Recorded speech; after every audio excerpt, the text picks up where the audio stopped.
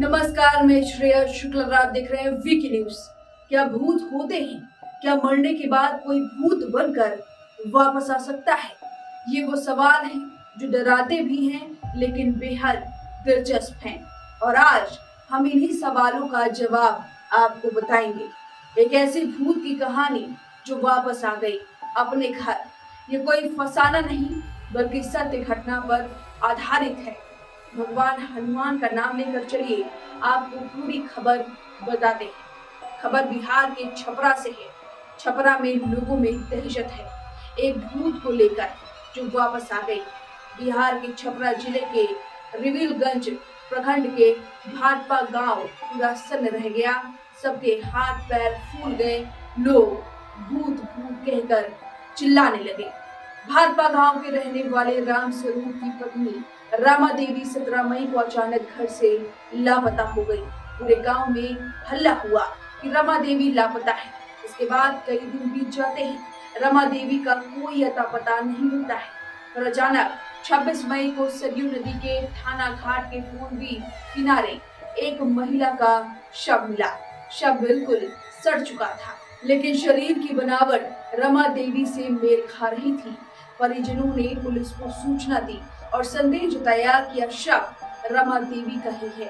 इसके बाद पुलिस ने शव का पोस्टमार्टम कराकर रमा देवी के शव को परिवार वालों को अंतिम संस्कार के लिए सौंप दिया।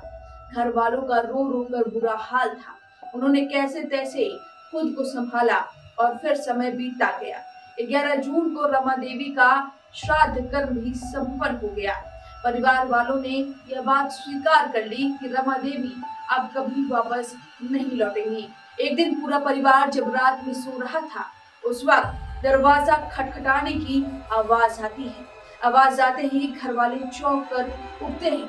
या फिर कौन हो सकता है इतनी रात? फिर कोई गांव वाला होगा ये समझकर दरवाजा खोला और फिर देखते ही उनकी आंखें फटी की फटी रह गई। पैरों तले जमीन खिसक गई। हाथ पांव फूल गए। रोंगटे खड़े हो गए और हाथ तो तब हो गई जब एक आवाज आई कि मैं हूँ। फिर क्या, पूरा परिवार चीखने लगा भूत भूत भूत। और फिर पूरे गांव में हड़कंप मच गया। आधी रात आखिर ये शोर क्यों हुआ? पूरा गांव जुट गया। दरअसल दरवाजे के बाहर कोई और नहीं बल्कि रमा देवी का भूत था जो रमा देवी जैसे ही व्यवहार कर रहा था। हालांकि लोगों की भीड़ देख रमा देवी भी डरी लग रही थी। ऐसा लग रहा था कि वो हमला नहीं बल्कि कुछ कहना चाहती हैं। फिर उन्होंने कैसे तैसे यकीन दिलाया कि वो भूत नहीं बल्कि जिंदा है। और लोग ये यकीन नहीं कर पा रहे थे क्योंकि भोज हो गया, दाह संस्कार हो गया। अब कोई कैसे वापस आ सकता है? क्योंकि पुलिस ने खुद शव को पोस्टमार्टम करने के बाद परिवार को सौंपा था। लेकिन रमा देवी बताती हैं कि वो जिंदा है।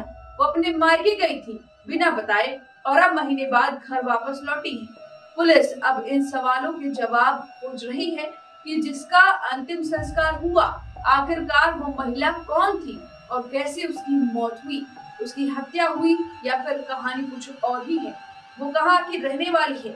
पुलिस इन सभी सवालों का जवाब अब तलाश रही है। लेकिन इतनी बड़ी लापरवाही ने इतना बड़ा दहशत फैला दिया। स्थानीय लोगों से मिली जानकारी के अनुसार रमा देवी मानसिक रूप से अर्धविक्षिप्त हैं और बिना किसी को बताए अपने मायके कोलकाता चली गई। वहाँ कुछ दिन रुकने के बाद वे अपने घर वापस लौट आईं।